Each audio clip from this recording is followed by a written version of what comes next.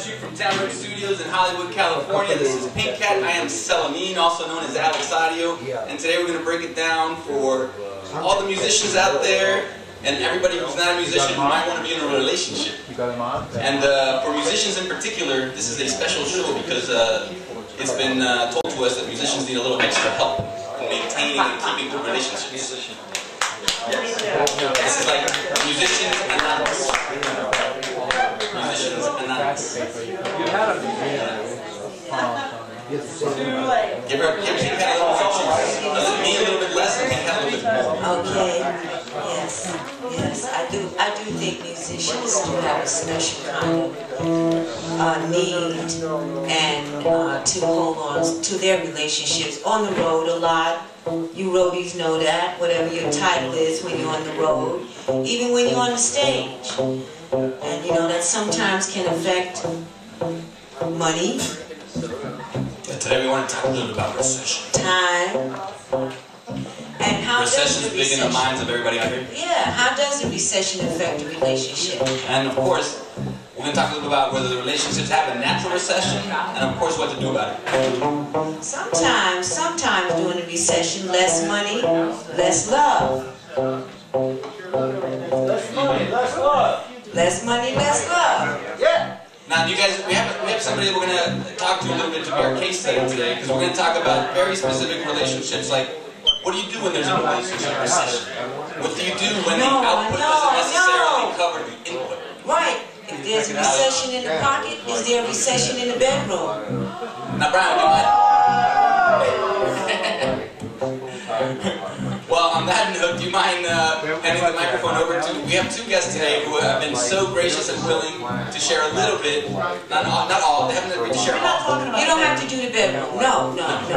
Just please invite to the audience Charlie and Jackie, or rather Bill and...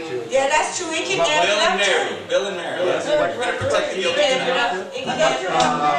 Bill and Mary, absolutely. Would you guys say that relationships can go through a recession? Now, is that a good thing, bad thing, or is it... Wait. Everything else. That's not what TV wants me to think. TV tells me if I'm not happy all the time in my relationship, I might need something. You're getting your ideas from the media, man. You're probably lost. Well, maybe I need a prescription. I don't care at all about what you're saying. Okay, so you... Say that again, honey. She's right all the time. Okay, so one way to get out of a recession is to agree with the people. Go along with... Not agree with the people, agree with your wife. No, it's still going on. Very specific. He's very specific. He doesn't agree with most people. Wife, you better agree. Yeah, I suggest that too. Never recess on set and agreeing with the wife. That should never be a recession. You don't have to agree with all the people. Doesn't agree with most people. That's a good thing. So agreement and disagreement is not necessarily the most productive context for communication in a relationship, huh? So what's really the most important part of communicating? What's the point? Guitar, Richard. Guitar! You're always wrong. So being able to communicate each other's feelings is a big part of it.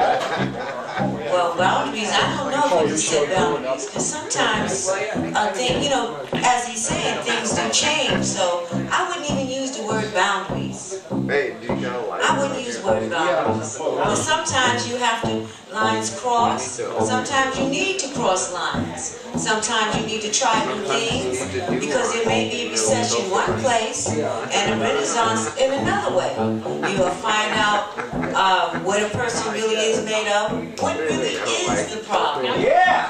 Brenda! What really is the problem. Now this is interesting because I think one of the things that we're hoping at Sonic Frontier to do is to take this recession where people are having maybe less money or less outputs for the, Let's get a stimulus. for their time. So it's an opportunity maybe to start reprioritizing. We've heard a lot of people start talking about maybe getting a little more communal. That's true. Sometimes less money is more love, because if you don't have a job, loving is easy, loving is free. So if you're not getting up, going out to the work, then you can turn around on to your partner, your family, and give a lot more time, a lot more love, a lot more understanding is needed. Sometimes it's only one partner to bring in the income. Then it's the other partner to understand why they need to be a little bit more patient, or to understand why we have to be out on the road a little bit longer, as I speak to the rockers, and why we have to beat the drum a little bit harder. So sometimes a recession can also be a renaissance at the same time. Oh, I know what you made of. For real. Yeah, do we stick together when times are tough, or do we start turning on each other? Ooh, that's a good question. Now when I talked to Charlie and Jackie here, we had a little bit of an insight. We realized common goals were kind of the way to maybe avoid the pitfalls of turning on each other. It sort of seems like if we're not both facing forward, looking at something and trying to get at something, then we start looking at each other. And you know what? I don't like the way you shoot. Well, sometimes it doesn't have to be a